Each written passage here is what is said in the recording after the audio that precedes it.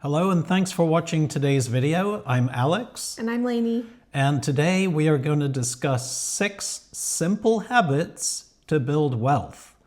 And before we do that, I just want to get out in the open that we are not financial planners. So you should consult your professional advisors for any money-related items.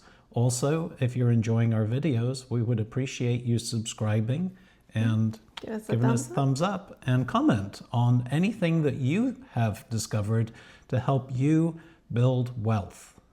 Yes. The first thing that I think is important is if you have the means to purchase a home, go ahead and do so and live in it for a really long time or as long as you can and pay off the mortgage as soon as you can. Yes, definitely. You can maybe have started a 30-year mortgage and maybe at some point change it to a 15-year mortgage if you can do that. Yeah, that's a really big one. If you can afford the payments on a 15-year mortgage, you should either refi or buy it in the first place on a 15-year mortgage, because 30 years is a long time, but it's amazing how quickly 15 years goes by. And then all of a sudden you have a home with no debt. Yeah. Which is a massive thing. It's like a piggy bank that you're saving for your future on. And also, I mean, I realize some people just can't afford to buy a home and, this doesn't apply to them. But if you can, the mortgage payment that you have is locked in the money from the year you bought the house. So if you bought the house 15 years ago, that payment is 15 years ago's money. And today it might seem like a much smaller amount. Mm-hmm. At the time when you purchase your home, it seems monumental almost. But then 15 years later or 30 years later, you look back and think, wow, that was a really good deal. I'm really glad I did that. Yes, for sure. I know somebody who purchased a home 30 years ago and lived in it the entire time. And they retired a long time ago, but they finally reached a point where they couldn't live in the home anymore. They were too old.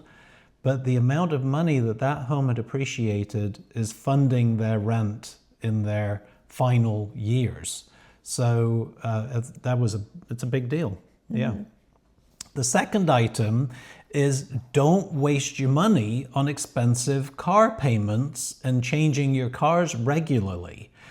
This is something that we did. Now, early on, we bought used cars and we would buy a car about 5 years old. Mm-hmm. And we kept finding that after we'd owned that car for 5 years, it had so many expensive repairs on it that we got rid of the car and bought another used car. And I think it was partly because we didn't know the history of how the previous owner had treated that vehicle. So we finally decided, we're not going to do this anymore. We're going to purchase a new car, and we had payments, and they were relative to those, days worth of amounts. And we now own one of the vehicles is now 18 years old. Mm-hmm. And so I think we paid it off in 4 years. It was a 5-year loan at the time. So, we have owned that car for 14 years. Without any car payments. And the other vehicle is now 8 years old. Mm-hmm. It's 9 years old. It's amazing how fast the time goes. Yeah. And, when we were at the car dealer negotiating the transaction, I can remember them constantly saying, well, what do you want your car payment to be? How much can you afford? Oh, well, we could finance that car over 8 years. And we're like, what? 8 years? Yeah. So, we'd never heard of that before. No, but they were all eager to do it. And we're like, absolutely not. 5 is our absolute max. And so that actually helped with the negotiating, is standing firm and being willing to walk away and come back. But keeping a car and just, the cost of the repairs, although sometimes it seems like a lot, it's less than replacing your car and buying a new one. Yes, and we've had that conversation many times when a big repair comes up and we think, should we just replace it? But no, it's going to cost us a lot more to replace it. Yeah. So. Yep, so just kind of watch what you're doing as far as your vehicles are concerned. Absolutely. Yeah. And on to the next one, is a really major point, I think, which is staying away from debt.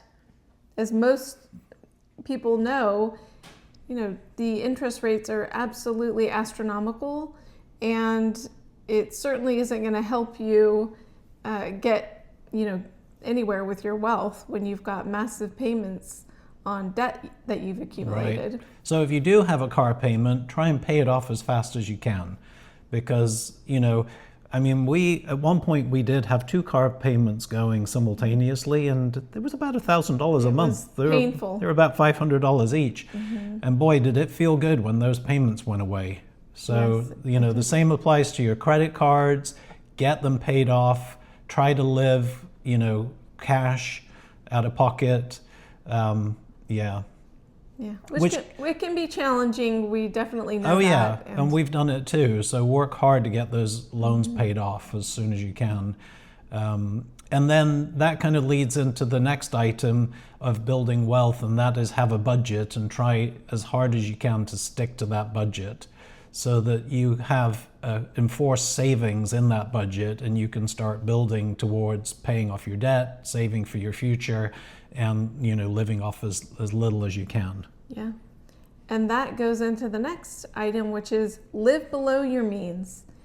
And it's very easy to spend what you earn. It's very enticing to go out and buy all kinds of new things, especially when you're bombarded with all of these ads saying that you should be getting all of these things.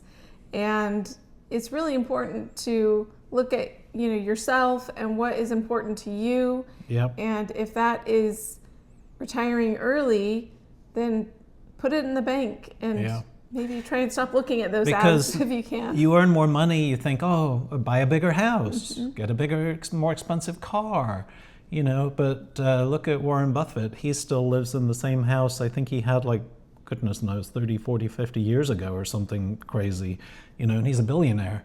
So just hold back on those purchases and put that extra earnings into the bank.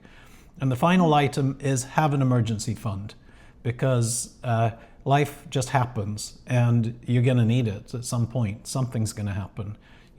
A repair on your house, an appliance that goes haywire, a car repair or something, but have an emergency fund. And that's something that we really have used in the past when we had our emergency fund. Now we're retired, so really all our money is the emergency fund. But, when we were working, an emergency fund was critical. It was very important to us, and it'll also stop you using your credit card, causing you to go into debt if you have that emergency fund to dip into when you need it. Because what's the interest rate on credit cards these days? 30% or something? On some of them, yeah. I mean, that's a huge amount. Yeah. So hopefully you found these tips helpful, and maybe you have some of your own that you can add in the comments. Yeah. We would like to hear those. Yeah, thanks for watching, and please subscribe and comment and Give us a thumbs up. See you next time. Bye.